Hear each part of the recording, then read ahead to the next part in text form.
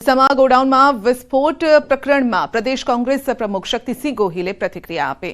તેમનો આક્ષેપ છે કે મૃતદેહ પરિવારની મંજૂરી વગર આપી દેવામાં આવ્યા છે।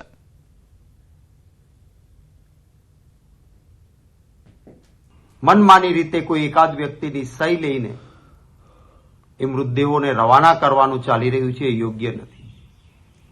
જે ફેક્ટરી ફટાકડાની જ્યાં અકસ્માત બન્યો ત્યાં ફટાકડા મેન્યુફેક્ચરિંગ માટેની કોઈ પરવાનગી નહોતી।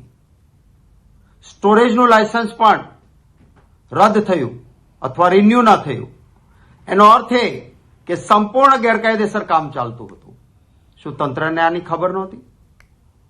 જ્યારે આ ફેક્ટરી એક વખત લાયસન્સ લીધા પછી એના સમયગાળામાં રિન્યુ ન થાય અથવા મેન્યુફેક્ચરિંગની માંગણી કરે અને રિજેક્ટ કરવામાં આવ્યું હોય તો શું તંત્રની જવાબદારી નથી કે ત્યાં ચેક કરવું જોઈએ, સીલ કરવી જોઈએ ફેક્ટરીને?